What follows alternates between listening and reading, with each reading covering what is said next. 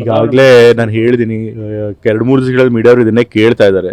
ನಾನು ಹೇಳಿದ್ನಲ್ಲ, ಪ್ರತಿ ಕಾಲದಲ್ಲೂ ಕೂಡ ಯಾವುದೇ ಸರ್ಕಾರದಲ್ಲಿರಲಿ ಈ ರೀತಿ ಸಂಪುಟ ಪುನಾರಚನೆ ಅಥವಾ ಸಂಪುಟ ವಿಸ್ತರಣೆ ಆದಾಗ ಬಹಳಷ್ಟು ಸಚಿವಾಕಾಂಕ್ಷಿಗಳಿರ್ತಾರೆ. ಯಾರಿಗೆ ಸಚಿವ ಸ್ಥಾನ ಸಿಗಲ್ಲ ಅವ್ರು ಸ್ವಲ್ಪ ಅಸಮಾಧಾನ ಆಗಿದೆ. ನನಗೆ ಅದೇ ಖಾತೆ ಬೇಕು, ಇದೇ ಖಾತೆ ಬೇಕಂದ್ರೆ ಖಾತೆ ಹಂಚಿಕೆನೇ ತೀರ್ಮಾನ ಆಗಿಲ್ವಲ್ಲ, ಅದು ಹಿಂಗೆ ಇದು ಮಾಡ್ತಿರ್ತಾರೆ.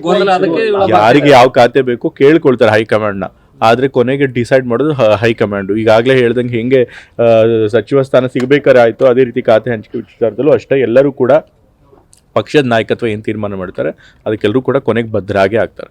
ಸಿದ್ದರಾಮಯ್ಯ ಅವರಿಗೆ ಗೊತ್ತಿಲ್ಲ ಕೋರ್ಟಿಂದ ಆ ರೀತಿ ಆದೇಶ ಇದೆ ಅಂತ ಹೇಳಿ. ಆ ಥರ ಇದ್ದರೆ ಕಾನೂನು ತೊಡಕೇನಾದ್ರೂ ಇದ್ದರೆ ಅದನ್ನು ಅವ್ರ ಲಾರಿಗಳ ಹತ್ರ ಕನ್ಸಲ್ಟ್ ಮಾಡಿ ಅದನ್ನು ಹೇಗೆ ನಿವಾರಿಸ್ಕೊಳ್ಬೇಕು ಅದು ನಿವಾರಿಸ್ಕೊಳ್ಳೋಂಥ ಕೆಲಸ ಮಾಡ್ತಾರೆ. ಅಲ್ಲ, ಈ ರೀತಿ ಇದ್ದಾಗ ಕೂಡ ಹಂಗೆ ಹೋಗಿದ್ರೆ ತಪ್ಪಲ್ಲ. ಹೋಗಬಾರ್ದಾಗಿತ್ತು. ಬಹುಶಃ ಅವ್ರಿಗೆ ಗೊತ್ತಾಗಿಲ್ಲ ಅನ್ಸುತ್ತೆ, ಓವರ್ ಸೈಟ್ ಆಗಿದೆ. ಬಟ್ ಅವ್ರು ಲಾರಿಗಳ ಕನ್ಸಲ್ಟ್ ಮಾಡಿ ಅದಕ್ಕೆ ಕಾನೂನಾತ್ಮಕ ಏನು ಕ್ರಮ ತಗೋಬೇಕು ತಗೊಳ್ತಾರೆ. ಹಿಂಗೆ ಆಗಿದ್ದಕ್ಕೆ ಈಗ ಸಚಿವ ಸ್ಥಾನಕ್ಕೆ ಹೋಗಿದ್ರೆ ಇನ್ನೂ ಅದರಿಂದ ಜಾಮೀನು ಏನು ಕೊಟ್ಟು ಅದು ಕೂಡ ಕ್ಯಾನ್ಸಲ್ ಆಗುತ್ತೆ ಅಂತ ಹೇಳ್ತಿದ್ದಾರೆ. ಅದು ಇಷ್ಟು ನಿಜ ಸುಳ್ಳು ಯಾರಿಗೂ ಗೊತ್ತಿಲ್ವಲ್ಲ, ಅದು ಆದಾಗ ನೋಡೋಣ.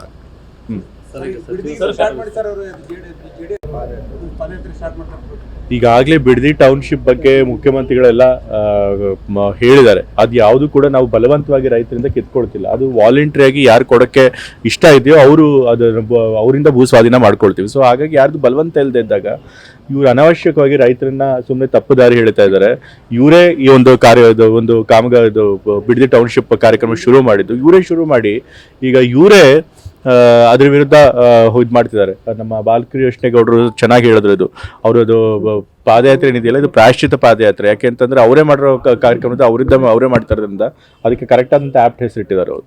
ಓಕೆ, ಇನ್ನೂ ಸರ್ಕಾರ ಟೇಕಪ್ ಆಗ್ತಾ ಇಲ್ಲ. ಡಿ ಕೆ ಶಿವಕುಮಾರ್ ನೇತೃತ್ವದಲ್ಲಿ ಯಾಕೆ ಟೇಕಪ್ ಆಗ್ತಿಲ್ಲ? ಇನ್ನು ಸಚಿವ ಸಂಪುಟ ವಿಸ್ತರಣೆ ಸಂಪುಟ ವಿಸ್ತರಣೆ ಈ 1-2 ವಾರ ಆಗಿದೆ. ಅದಕ್ಕಿಂತ ಮುಂಚೆಯಿಂದನೂ ಕೂಡ ಈಗ ಸರ್ಕಾರ ಬಂದು 3 ತಿಂಗಳು ಆಗ್ತಾ ಬಂತು. ನಾವು ಬಂದ ತಕ್ಷಣ ಹಲವಾರು ಪ್ರೋಗ್ರಾಮ್ಗಳನ್ನ ನಾವು ಅನೌನ್ಸ್ ಮಾಡಿದ್ದೀವಿ. ಫಸ್ಟ್ ಕ್ಯಾಬಿನೆಟ್ನಲ್ಲೇ ವಿದ್ಯಾರ್ಥಿಗಳಿಗೆ ಉಚಿತ ಪಾಸ್ ಮಾಡಿದ್ದೀವಿ. ಭಾರತ ಜೋಡೋ ಕ್ಲಬ್ಗಳನ್ನು ಮಾಡಿದ್ದೀವಿ. 1000 ಕೋಟಿ ಬಿ ಖಾತೆಗಳನ್ನು ಎ ಖಾತೆಗಳನ್ನು ಮಾಡಬೇಕು ಅಂತ ಹೇಳಿದ್ದೀವಿ. ಯಾರ್ಯಾರಿಗೂ ಪಾಪ ಮನೆಗಳನ್ನು ಕಟ್ಟಿ ಎಲೆಕ್ಟ್ರಿಸಿಟಿ ಸಪ್ಲೈ ಎಲ್ಲ ವೈಲೇಷನ್ ಆಗಿದೆ ಅಂತೇಳಿ ಸುಪ್ರೀಂ ಕೋರ್ಟ್ ಆರ್ಡರ್ ಕೊಟ್ಟಿತ್ತು. ಅವ್ರಿಗೆ ರಿಲೀಫ್ ಕೊಡಬೇಕು ಅಂತ ಹೇಳಿ ಅವ್ರಿಗೂ ಕೂಡ G+2 G+3 ಮತ್ತು 2400 ಸ್ಕ್ವೇರ್ ಫೀಟ್ ಅವ್ರಿಗೆ ತನಕ ಎಲೆಕ್ಟ್ರಿಸಿಟಿ ಸಪ್ಲೈ ಕೊಡೋದು ಮಾಡಿದ್ದೀವಿ. ಬರ ಪರಿಸ್ಥಿತಿ ಬಂದಾಗ ಸೀರೀಸ್ ಆಫ್ ಮೀಟಿಂಗು ಮುಖ್ಯಮಂತ್ರಿಗಳು ಸೇರಿದಂತೆ ಇದ್ದಂತಹ ಎಲ್ಲ ಮಂತ್ರಿಗಳು ಕೂಡ ಮಾಡಿದ್ದೀವಿ. ನಾವೆಲ್ಲ ನಮ್ಮ ಉಸ್ತುವಾರಿ ಜಿಲ್ಲೆಗಳಿಗೆ ಭೇಟಿ ಮಾಡಿದ್ದೀವಿ. ಈಗ ತಾಲೂಕು ಮಟ್ಟದಲ್ಲೂ ಹೋಗಿ ಎಲ್ಲ ಕಡೆ ಬರ ಪರೀಕ್ಷೆ ಮಾಡ್ಕೊಂಡು ಬಂದಿವಿ. ಹಾಗಾಗಿ ಸರ್ಕಾರ ಕೆಲಸ ಮಾಡ್ತಾ ಇದೆ. ಅದರೊಳಗೆ ಯಾರು ಹೇಳಿದವ್ರದ್ದು ಆಗಿಲ್ಲ ಅಂತ ಮತ್ತೆ ಅವ್ರಿಗೆ ಅಸಮಾಧಾನ ಇದೆ ಅಂತ ತಂದೆಯವರಿಂದ ಬಂದು ಬಹಿರಂಗವಾಗಿ ಹೇಳಿದ್ದಾರೆ ಅಸಮಾಧಾನ ಇಲ್ಲ ಅಂತ. ನಾನೇ ತಂದೆಯವ್ರ ಜೊತೆ ಇದ್ದೀನಲ್ಲ, ಸೊ ಅವ್ರಿಗೇನು ಅಸಮಾಧಾನ ಇಲ್ಲ. ಮತ್ತು ಮೂಲೆ ಗುಂಪನ್ನು ಕೂಡ ಮಾಡಿಲ್ಲ. ಯಾಕೆಂತಂದರೆ ಸಚಿವ ಸಂಪುಟ ವಿಸ್ತರಣೆ ಮಾಡಬೇಕಾದ್ರೆ ತಂದೆಯವ್ರನ್ನ ಕರೆದು ಅವರ ಅಭಿಪ್ರಾಯಗಳನ್ನು ತೆಗೆದುಕೊಂಡು ಅವರು ಏನು ಅಭ್ಯರ್ಥಿಗಳ ಪಟ್ಟಿ ಕೊಟ್ಟಿದ್ರು ಅದನ್ನು ಇಸ್ಕೊಂಡು ಅದರೊಳಗೆ ಎಷ್ಟು ಸಾಧ್ಯ ಆಗುತ್ತೋ ಅಷ್ಟು ಮಾಡಿದ್ದಾರೆ.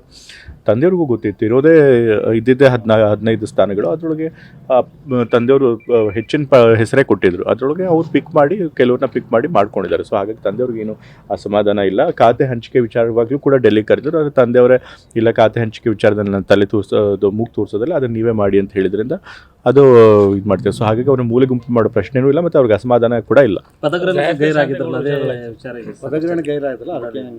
ಪದಗ್ರಹಣಕ್ಕೆ ಬರಲಿಲ್ಲ. ಯಾಕೆಂತಂದ್ರೆ ಅವತ್ತು ಅವ್ರು ಹುಟ್ಟಪ್ಪಾಯಿತು. ಎಲ್ಲ ಬಹಳಷ್ಟು ಜನ ಅವ್ರು ಬಂದು ಅಭಿಮಾನಿಗಳು ಎಲ್ಲರೂ ಕೂಡ ಅವ್ರನ್ನ ಭೇಟಿ ಮಾಡ್ತಿದ್ರು. ಹಾಗಾಗಿ ಅವ್ರು ಅವತ್ತು ಬರಲಿಲ್ಲ ಅಷ್ಟೇ. ಗಾಯತ್ರಿ ಶಾಂತೇಗೌಡರ ವಿಚಾರದಲ್ಲಿ ಆಯ್ತು ಸರ್. ಗಾಯತ್ರಿ ಶಾಂತೇಗೌಡರ ವಿಚಾರದಲ್ಲಿ ಏನಾಯ್ತು?